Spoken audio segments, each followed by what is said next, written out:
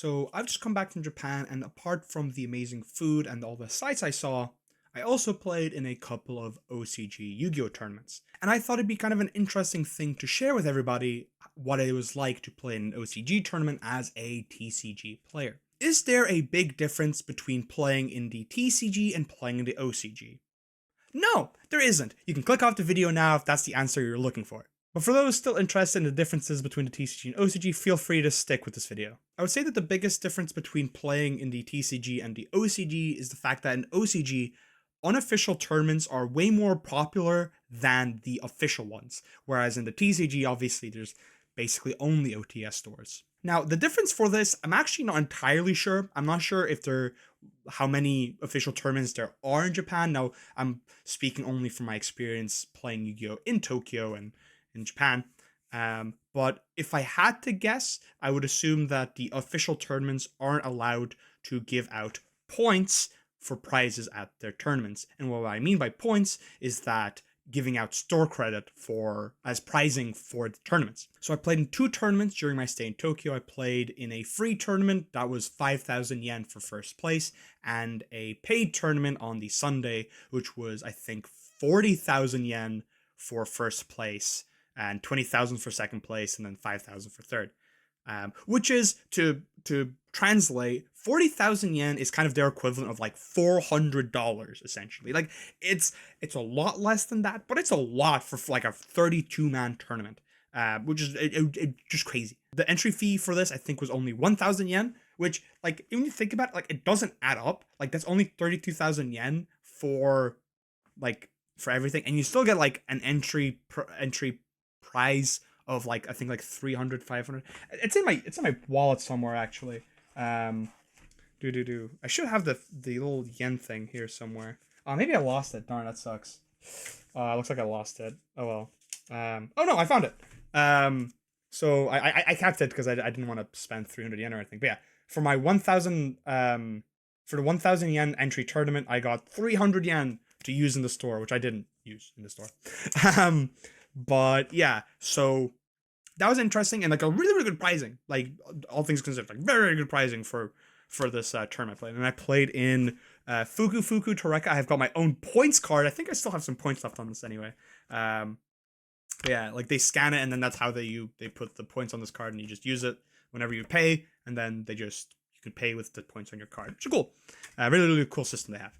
And yeah, so on the Friday, I won the free tournament, and I got 5,000 yen, and I used that to spend to get a bunch of cards. And then on the tournament on the Sunday, I came 3rd place, which got me 5,000 yen again, and then I spent that on a bunch of product and sleeves and what have you. I bought like do I have them here? Yeah, I bought the YCS Japan tier limit sleeves, and they were pretty cool, and they were like 3,000 yen. I just picked them up. I was like, fuck it, whatever.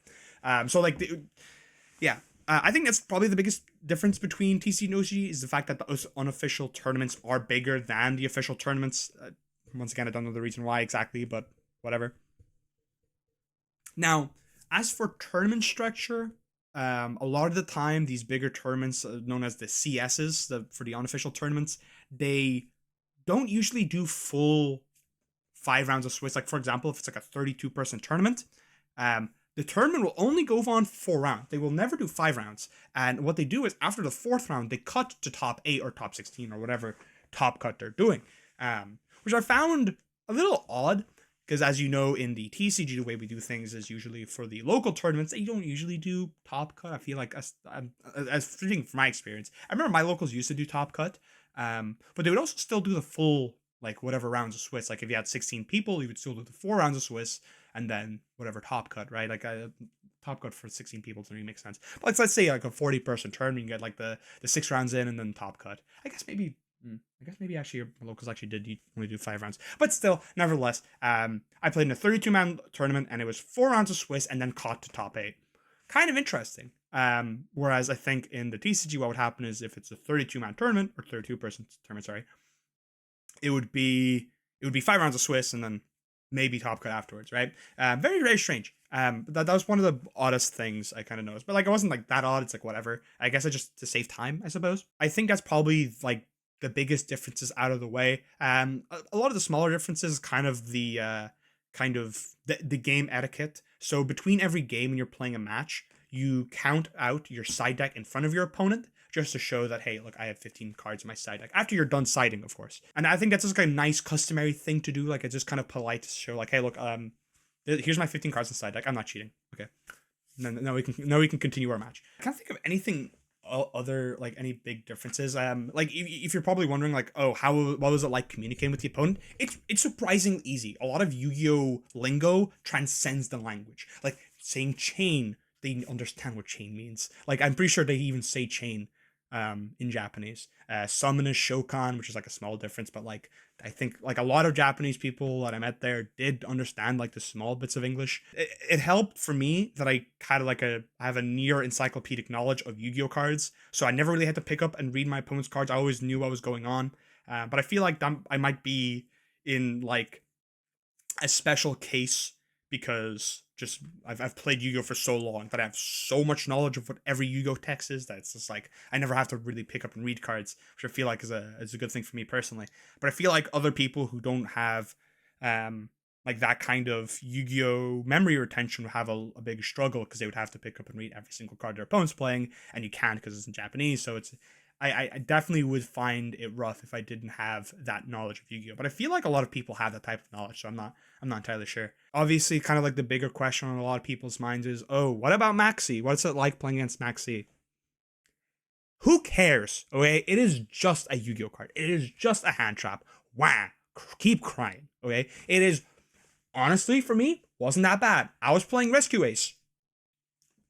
It's a control deck. Go figure. I never played into Maxi for more than like 2 draws, I think, when I played in the tournament. So yeah, that's really it. Here's my deck list on screen of the deck I took to the Fuku CS, the third Fuku CS, and I got 3rd place, only losing to Mathmech. I'll probably have my turn report here somewhere. That's it.